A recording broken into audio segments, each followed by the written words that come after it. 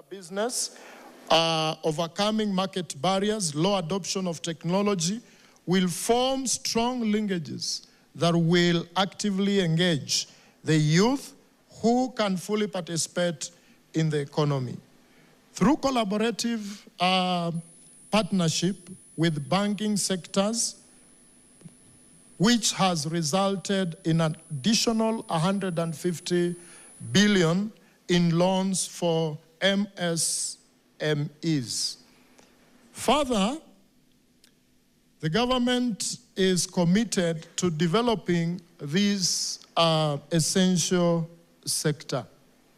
In terms of financial inclusion, we have achieved significant milestone with the Hustler Fund so far. So far, this is an innovative initiative that has disbursed close to 60 billion Kenya shillings, benefiting 24.6 million Kenyans and generating over 3.3 billion in savings. The fund enjoys a repeat customer base of 8.5 million beneficiaries and boasts a repayment rate of 79%. Fostering creative industries is a significant leap in ensuring the creative economy is a vital contributor to national development, job creation, and wealth generation. The Creative Economy Support Bill of 2024 establishes a legal framework for enhancing the growth of the industry. This bill embodies the establishment of Creative Fund, which will allocate resources to promote and develop the creative sector. As part of the broader digital superhighway initiative, the government is investing in expanding broadband connectivity across the country, including construction of 100,000 kilometer fiber optic network, which aims to enhance digital access to and provide a platform for creative work.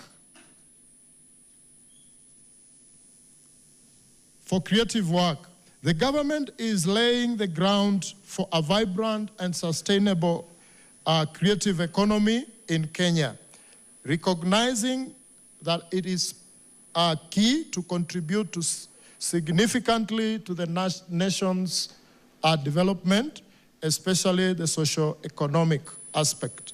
Ladies and gentlemen, the Affordable Housing Program aims to undertake construction of housing units throughout the country at the rate of 200,000 new units every year for the next 10 years. Therefore,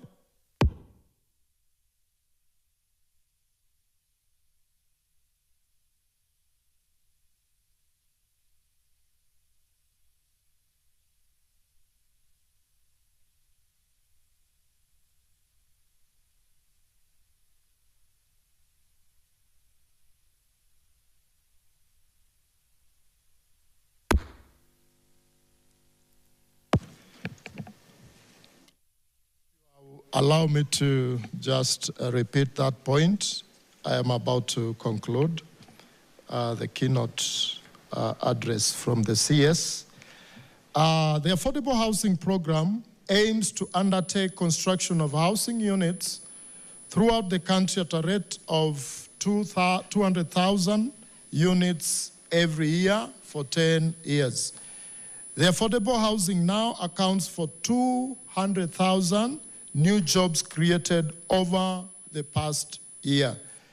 It is the government's desire to have a workforce of 500,000 by 2027, emphasizing the program's role in stimulating economic growth and reducing employment. The Juakali sector has been one of the major beneficiaries of the program, The collaboration with the sector has resulted in over 4.4 billion being paid to Juakali artisans nationwide, empowering local communities and promoting skill development. The government's commitment to the program underscores its potential to transform the housing sector and serve as a catalyst for youth employment by continuing to invest in affordable housing.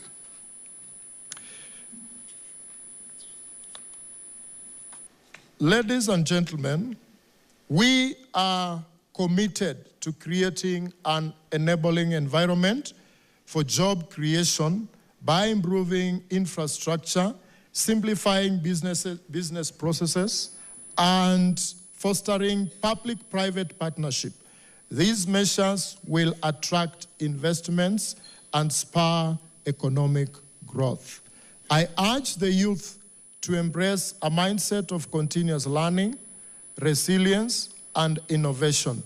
The fourth industrial revolution is redefining work, and adaptability will be a critical skill for success. As I conclude, let me emphasize the importance of collaboration. It is only through coordinated efforts between government, private sector, development partners, and communities that we can unlock opportunities for our youth.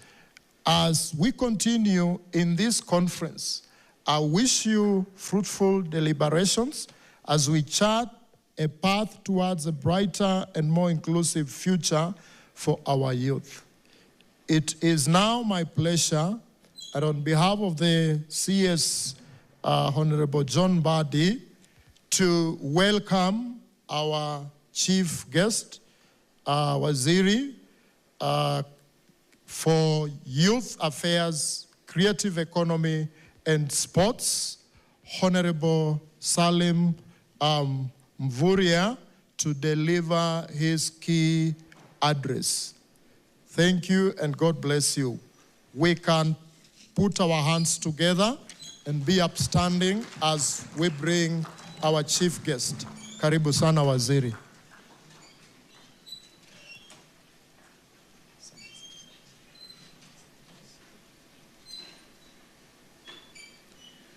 Asanteni sana, tunaweza keti, we can take our seats, and thank you for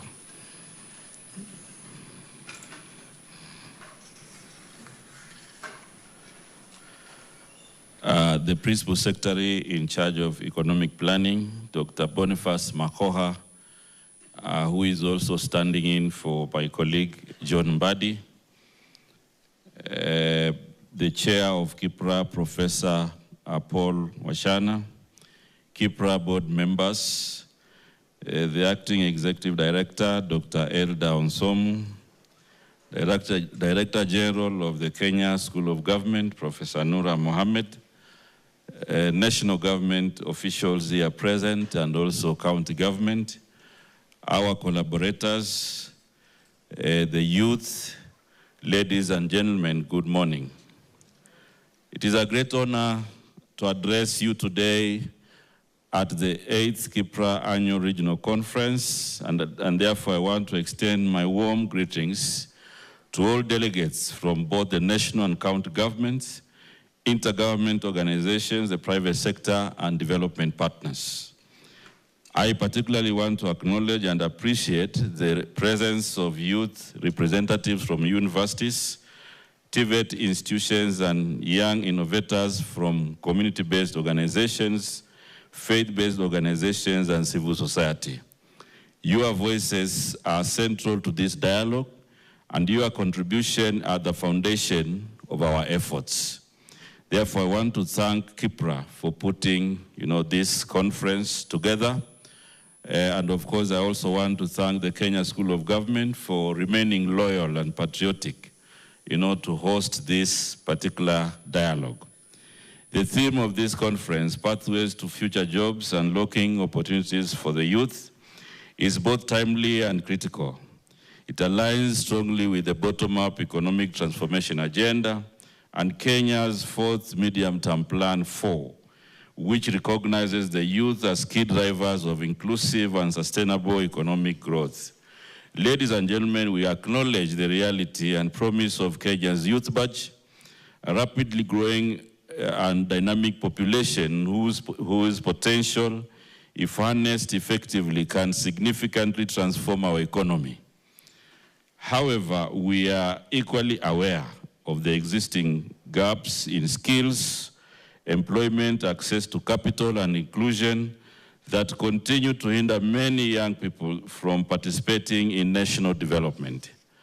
As a ministry, we have intensified our efforts and made notable progress in implementing youth-centered interventions that reflect the core principles of the bottom-up economic transformation agenda: equity, inclusion, and economic empowerment from the grassroots. Our programs are designed not just to support the youth, but to empower them as active agents in shaping Kenya's future. In Kenya today, we have over 400,000 young people who graduate annually from our institutions of higher learning, including universities and TVETs. While this reflects the growing reach of our education system, it also underscores the agency to create meaningful and sustainable employment pathways. Ladies and gentlemen, the government has implemented targeted interventions to prepare young people to transition from training to earning. These interventions focus on capacity building, supporting enterprise, expanding access to opportunities, and fostering innovation. In response to the rising demand for employment and income security, we have introduced the National Youth Opportunities Towards Advancement Program, a program that we are working in partnership with the World Bank. This transformative initiative targets 800,000 vulnerable youth aged 18 to 29, extending to 35 for youth with disabilities across all 47 counties. Nyota offers a multidimensional approach that includes entrepreneurship training, access to credit, mentorship, and support for transition into sustainable employment. It also emphasizes the empowerment of marginalized and at-risk youth, ensuring that no one is left behind in our national transformation journey. Through Nyota, we are not only addressing the unemployment challenge, but also laying the foundation for long-term resilience, innovation, and inclusion. Ladies and gentlemen, to support enterprise development through the Youth Enterprise Development Fund, the ministry has disbursed Kenya shillings 1.24 billion in loans to more than 95,000 youth entrepreneurs, enabling them to launch and grow business at the grassroots level. We have operationalized youth empowerment centers across the country, providing 1 million youth with access to career guidance, digital access, and startup incubation. In addition, we have identified and nurtured 5,200 young talents in sports, creative arts, and leadership, while 3,915 youth have been engaged in green jobs through conservation, afforestation, and circular economy initiatives. These interventions are not only creating livelihoods, but also laying the foundation for a more inclusive and resilient youth economy. Through the Presidential Award Program, we target to train 43,000 youths in leadership and governance and enroll 32,100 in the President's Program. And I also want to emphasize here that this President's Award Program, we now have a directive which has also been sent to the Public Service Commission and all government agencies to give priority to the youth who are awarded gold, silver, and bronze. And therefore, while employing, while recruiting in all agencies, those who will have been awarded those categories will be given priority. Through a collaboration with the TVET ecosystem, the government aims to bridge the gap between industry and training and transform the labor market ecosystem to support the youth. In the creative economy sector, Kenya has earmarked expanding infrastructure for arts and culture, including establishing Studio Mashinani in counties. In fact, we should be launching this in the next few weeks so that we can be able to provide more opportunities for those youth who want to record their films, they want to record their music and whatever it is. So the Studio Mashinani will be available very soon. And training also media practitioners in performing and creative arts. These initiatives are also targeting to nurture young talent to thrive in music, theater, graphic design, and other creative industries. The operationalization of the HousNet talent search for youth in the creative economy is set to create more opportunities. As I conclude, we continue to focus on achieving our national vision where no one is left behind, and I urge all stakeholders, including government ministries, county governments, departments, agencies, the private sector, civil society, organizations, and international partners to continue collaborating in creating a robust framework for youth employment. Let us invest in our youth today so that we can all enjoy a prosperous Kenya in the years to come. I wish also to congratulate again KIPPRA, the National Treasury and Economic Planning, the State Department for Economic Planning, and other partners for working together in holding this conference. I'm optimistic that the deliberations from this important engagement will support government policy on job creation for our youth.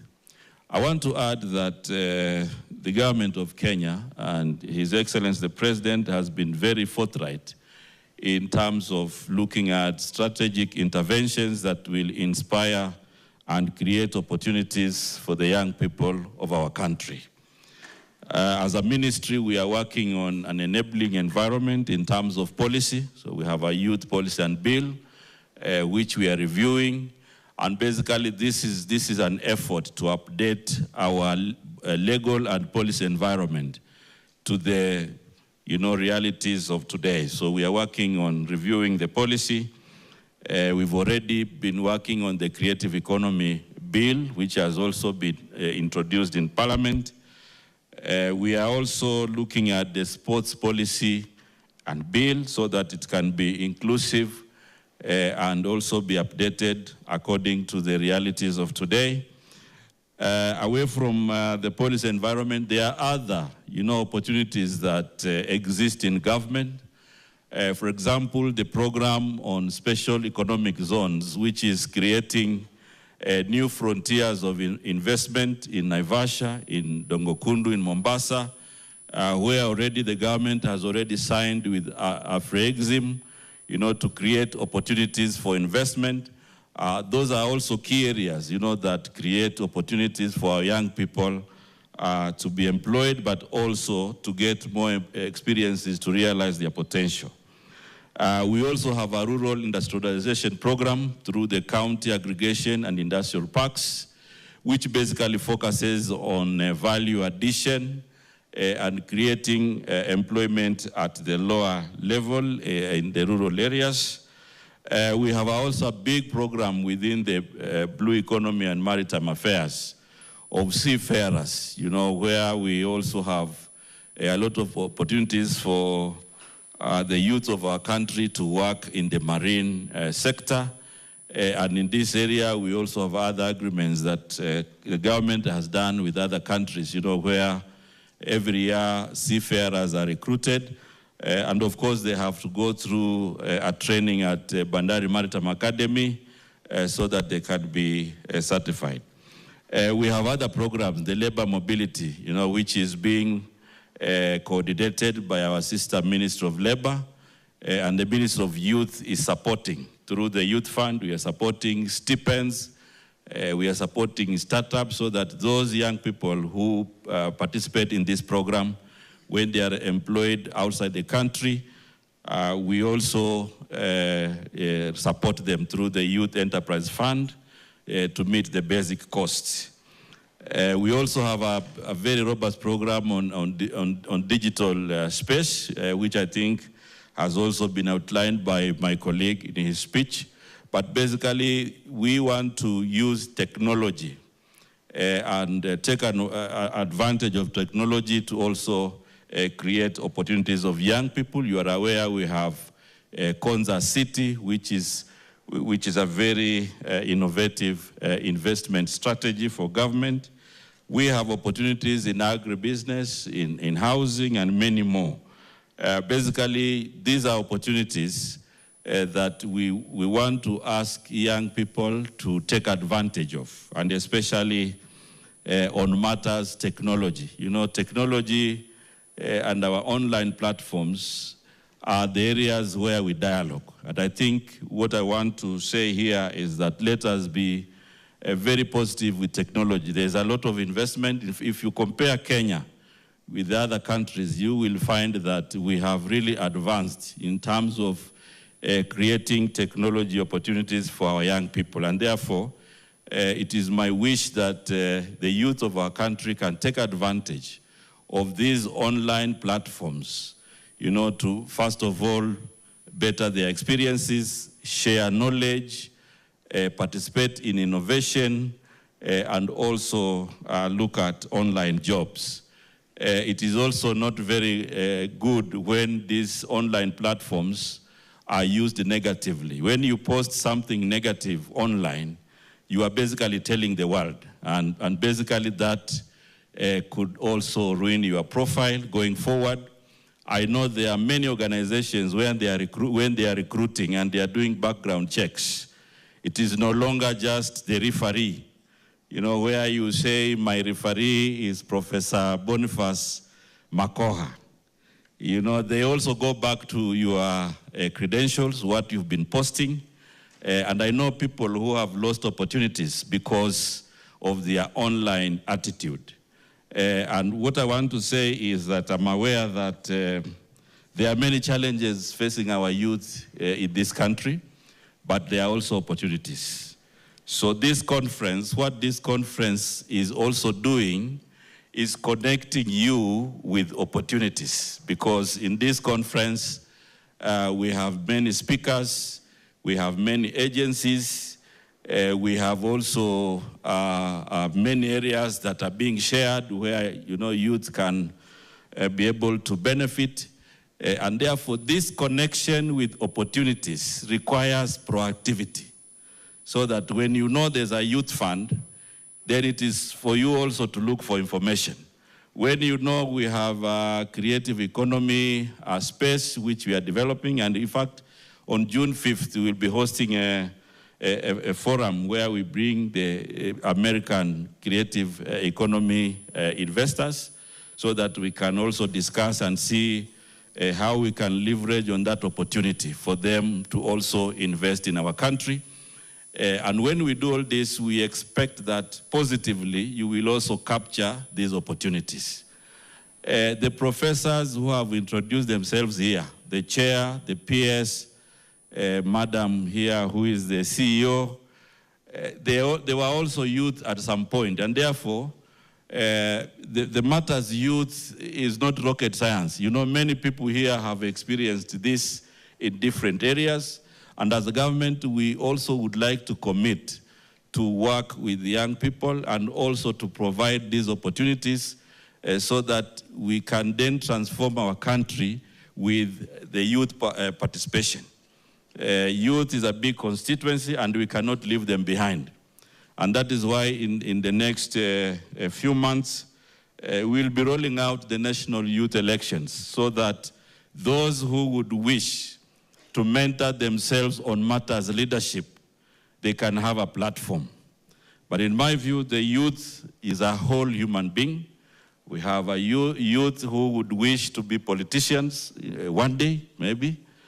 There are others who would wish to be in different sectors of our economy. And therefore, what the government is providing is an enabling environment, you know, for all of you to realize your potential. And realizing your potential also requires that you are also proactive and alert.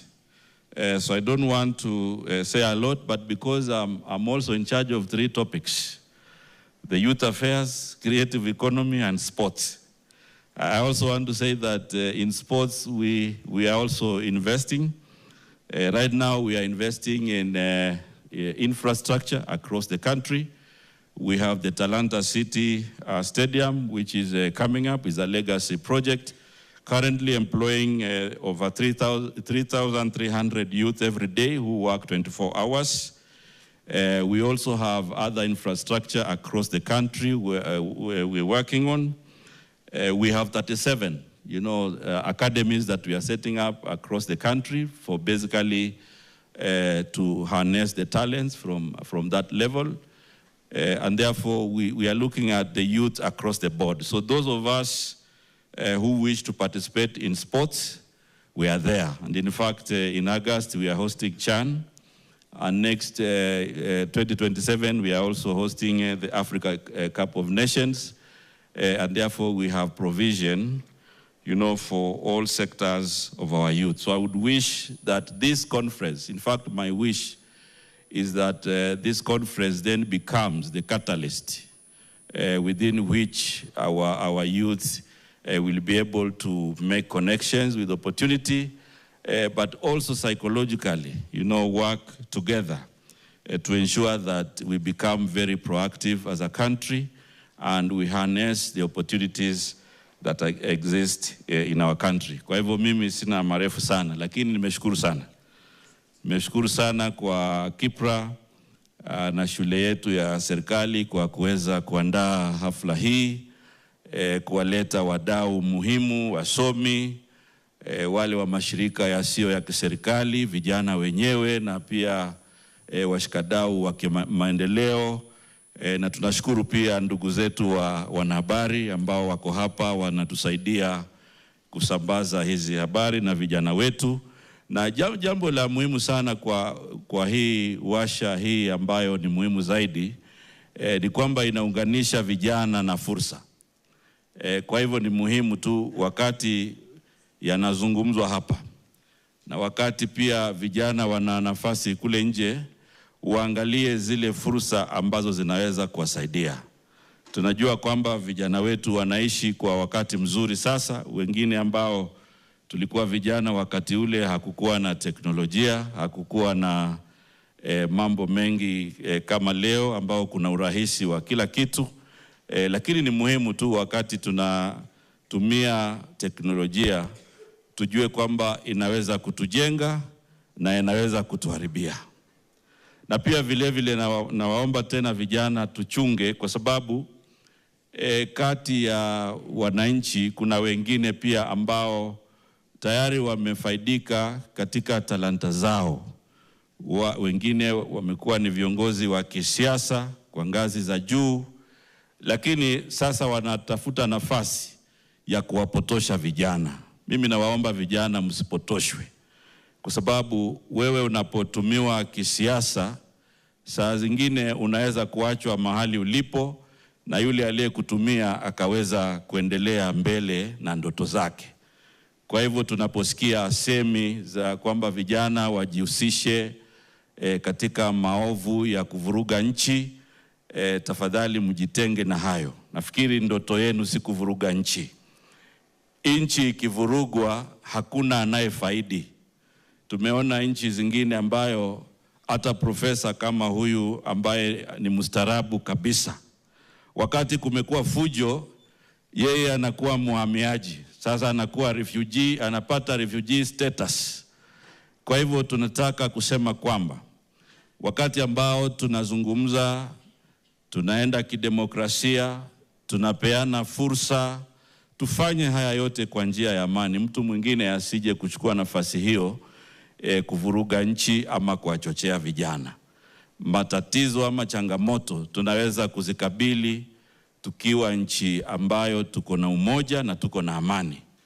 Kwa hivyo nitataka tu kukomea hapo, and I want now to take this opportunity with a lot of respect and recognizing the role you have given me in this conference to now declare the 8th KIPPRA Annual Conference officially open. Asanteni sana.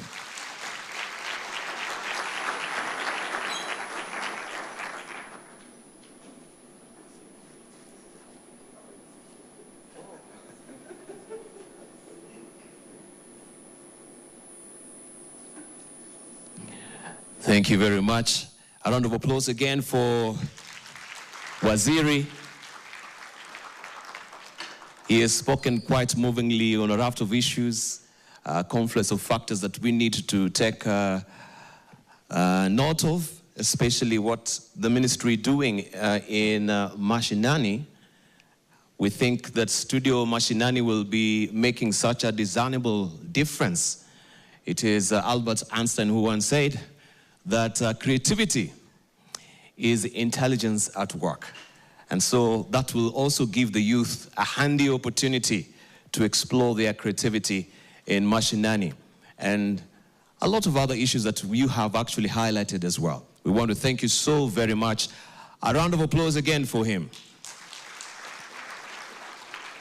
Even as you are acknowledging the wanahabari walio hapa, I just want to alert you that we are live on NTV, right? So make sure that you see it prim and proper and you look a bit telegenic so that if you are captured, of course, you're not captured dozing or picking on your nose, right? So that it is not going also on social media. So thank you very much for that. It is also Charles Swindoll who said, wherever you are, be there. Wherever you are, be there. So be alert. Thank you. We are coming to a very seminal moment also in this conference this morning, I should say, which really marks a significant milestone in our collective journey towards a more inclusive, equitable, and sustainable future for our nation. And so we also gathered here for the official launch of a groundbreaking book that shines a powerful light on a crucial truth, that gender equality is not only a matter of justice, but a strategic imperative for sustainable development. This book, titled A Gendered Approach to Unlocking the Potential for Sustainable Development in Kenya, explores the transformative power of integrating gender perspectives in policy, planning, and implementation. It challenges us to rethink traditional development models and offers data-driven insights and bold recommendations to ensure that no one is left behind. So as we unveil this book today, we want to celebrate the research, the partnerships, and most importantly, the voices, especially of women and marginalized groups that have shaped its findings. This is more than a launch. It is a call to action. So let us take this opportunity to learn, to be inspired, and to recommit ourselves to building a Kenya where gender equality drives innovation, resilience, and progress. And so I want just to welcome back on stage our chief guest who will preside over this launch to come together with the Principal Secretary, State Department for Economic Planning, to be also on stage as well. I extend also a hearty welcome to Professor Paul Wachana, the Chairman of KIPPRA Board. Also, Dr. Elda Onsomu, the Acting Executive Director of KIPPRA. So we want to have a very impactful and engaging launch of a book as well. The media will help me with the countdown as well. And Bwana Waziri, we can move over there to where the booth is, so we can just spread ourselves. We can have 2 of you or 3 of you on the other side. And Bwana Waziri, you'll be on this other side, so where we have, yes, Bwana Chair, you can go to the other side. Professor Wachana. Oh yeah, stand, oh yeah, just be there, yes. So that we, okay. I think, Daktari, yeah, just move closer, yes. So the media will give us the countdown, and Bwana Waziri, the button is just before you. You will, not yet, count of 3. So that at least now you can have the book launch. Okay, give us a count, please.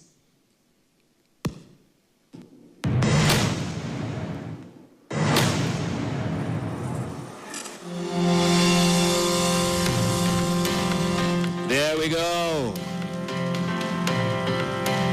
Agendaed approach to unlocking the potential for sustainable development in Kenya. A very seminal book, rich repository of knowledge that highlights the gender in this country and how it is being mainstreamed. All right, there we go. The pyro is also sparking up, the fireworks. Thank you very much. Just be still there so that we can have a Kodak moment as well with our photographers.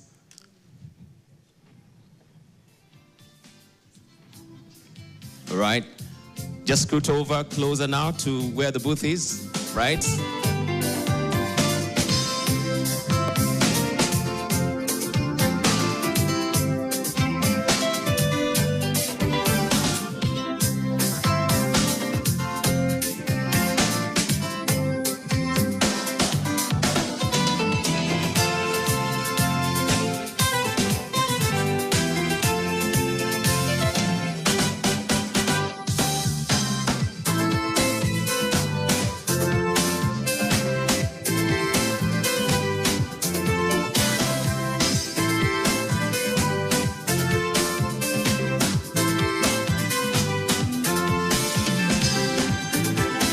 Thank you so much. Please don't be in a tearing rush to leave because we'll just have a short media interview. The journalists are already here, so that we'll release you if you don't mind, Bwana Waziri. Our journalists will just ask you a few questions and then you can leave. In the meantime as well, we have other paper policies which will be highlighted on the screen as well. So, media, are you ready? Bwana Waziri is in a tearing rush. He has to be in another venue, right? All right. Okay, I'm given to understand because you're really pinched for time, we just release you so that you go. We do want to make sure that you're not delayed. All right, but we'll have a photo session outside, Bwana Waziri. So, Bwana Waziri, together with the board members as well, we want to say thank you so much for coming.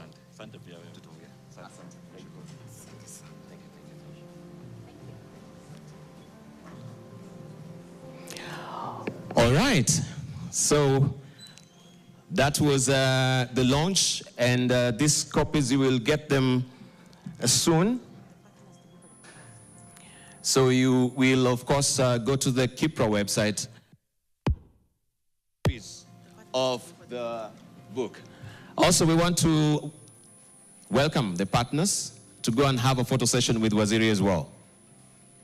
All our partners who are here, we want to appreciate you kindly. Let's have a photo moment with Waziri because he was on a tearing rush to leave. His chopper has already left to picking him up. So we want to make sure that he's not delayed in his next engagement. Fantastic. Good. So because today we want to keep time, we don't want to overlap like yesterday, back to back with the program. We want to take a short health break, right? Then we will come back.